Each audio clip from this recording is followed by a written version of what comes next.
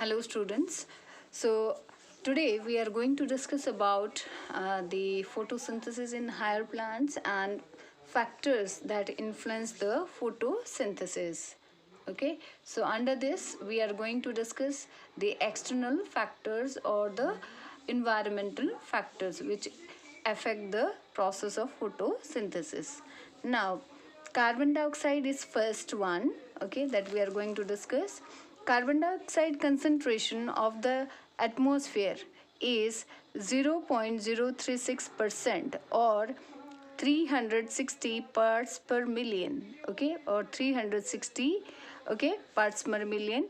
It is a limiting factor for C3 as the available carbon dioxide concentration is lower than the optimum for photosynthesis. Increase in its concentration up to 0.05% increases the rate of photosynthesis in most C3 plants. A decline in the observed beyond a decline is observed beyond 0.1% if the percentage of carbon dioxide decrease beyond 0.1%, then the rate of photosynthesis also declines. When carbon dioxide concentration is reduced, there come a point at which illuminated plant parts stop absorbing carbon dioxide from their environment, and this is known as carbon dioxide compensation point or threshold value. At this value, carbon dioxide fixed in the photosynthesis is equal to carbon dioxide evolved in the respiration and the photorespiration.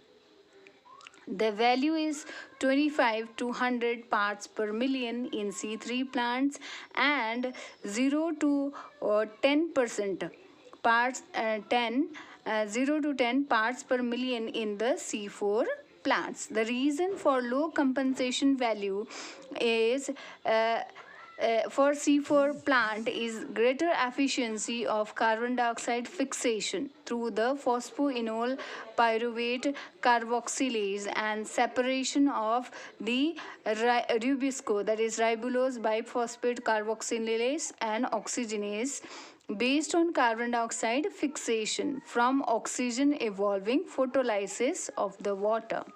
That means the C3 plants are less efficient in the carbon dioxide fixation than the C4 plants.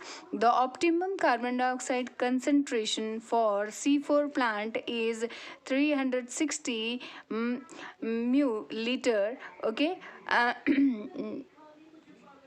or it is the 360 parts per million and 450 parts per million for C3 plants. However, atmospheric concentration of carbon dioxide is increasing. It has already reached 400 parts per million. If the trend continue, carbon dioxide concentration may reach 500 parts per million within 2 to 3 decades.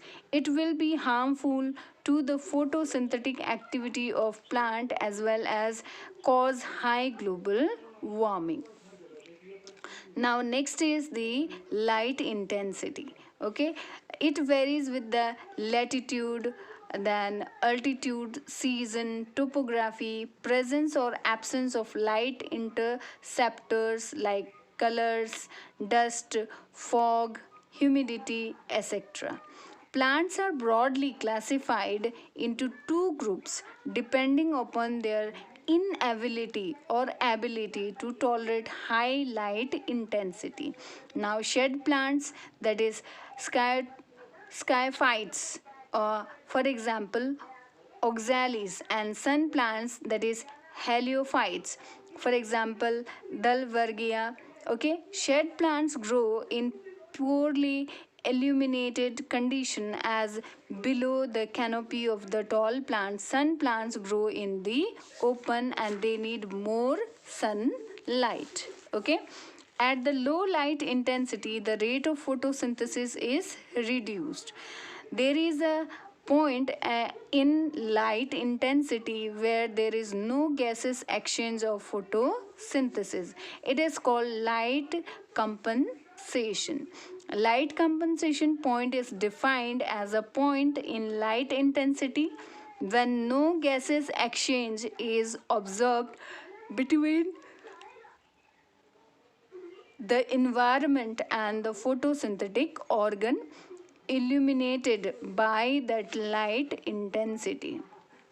Its value is 2.5 to 100 feet candle for shade plants and 100 to 400 feet candle for the sun plants.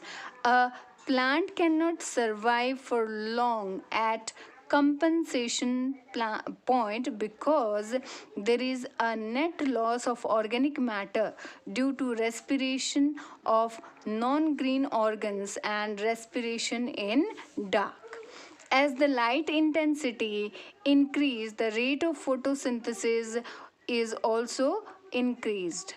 The light intensity at which a plant can achieve maximum amount of photosynthesis is called light saturation point.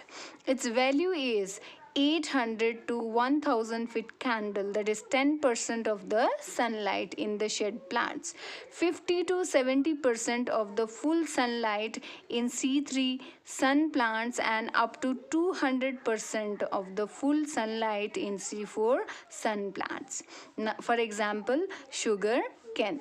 Beyond saturation point, it is seldom realized in the nature. In C4 sun plants, the rate of photosynthesis begins to decline. Okay, the phenomenon is called solarization. Solarization is a phenomenon at which the rate of photosynthesis decline due to saturation of the sunlight. It is due to two reasons: photo inhibition, that is due to reduction of dehydration, and the closure of the stomata.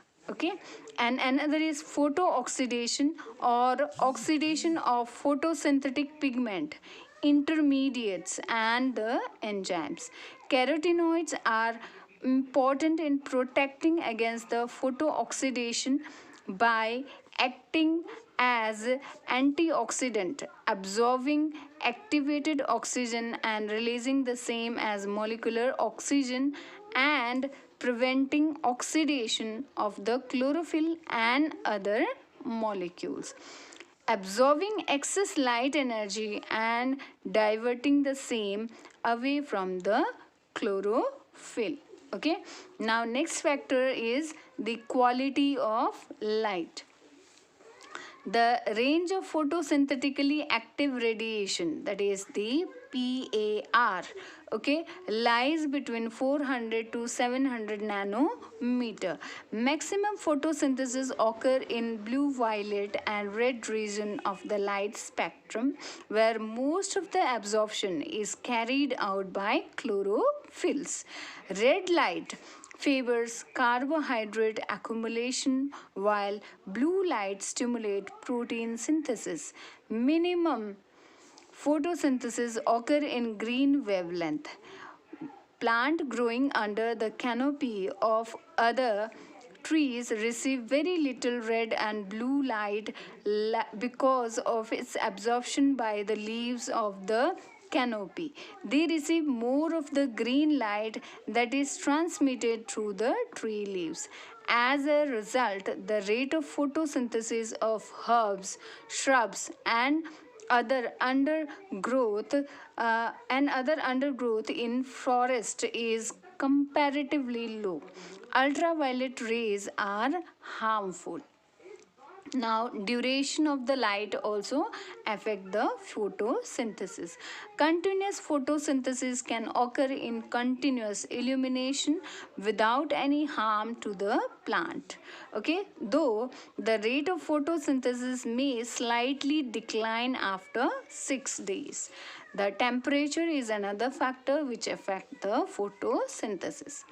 It does not influence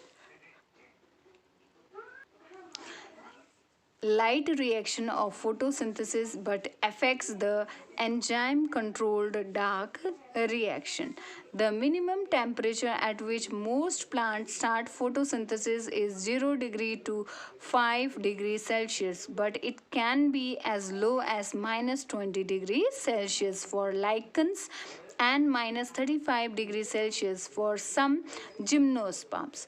The maximum temperature at which photosynthesis can occur is 55 degrees Celsius in some desert plants and 75 degrees Celsius for hot spring algae.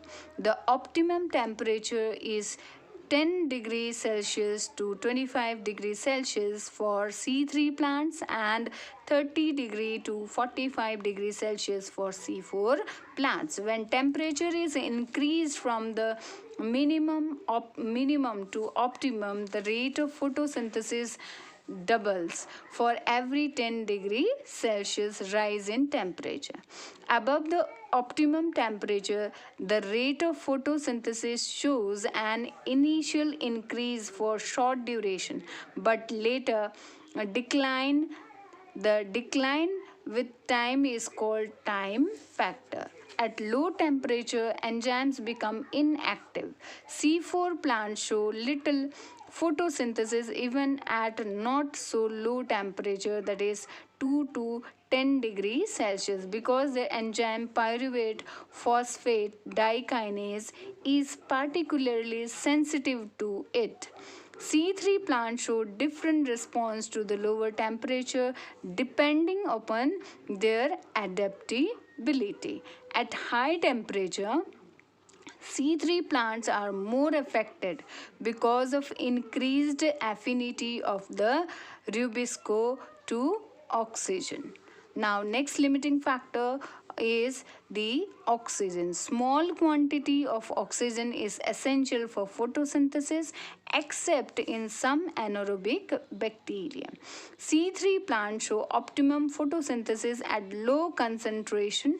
For example, Brochman in 1968 found in beans the rate of photosynthesis at 2.5 degree percent 2.5% oxygen was twice as compared to the normal atmospheric concentration. The possible reason are the oxygen take part in oxidation of photosynthetic pigment, intermediate an enzyme in presence of strong light, that is photooxidation. Oxygen is a strong quencher of the excited state of the chlorophyll. Oxygen compete with carbon dioxide for reducing power. However, this effect is not known in C3 plant. It convert RUBP carboxylase to RUBP oxygenase.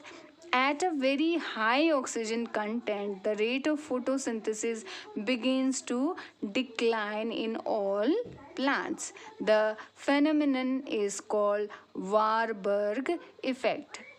Effect in which the concentration of oxygen increase and the rate of photosynthesis decrease.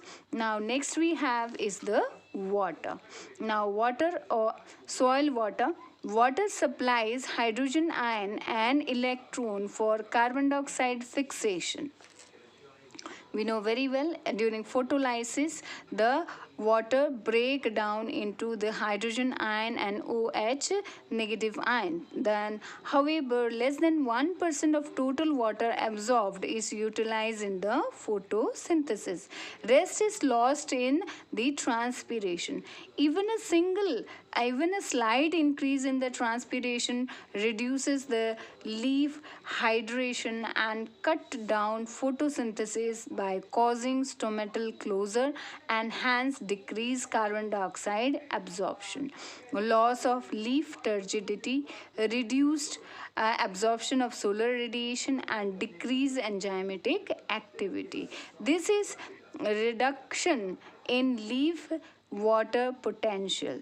It reduces leaf growth and hence photosynthetic area. Thus, photosynthesis is more sensitive to the dehydration than any other metabolic process. Okay, now next we have is the air pollution. Okay, dust and smoke particle present in the atmosphere reduce the photosynthesis by reducing light penetration and forming a layer over the plant.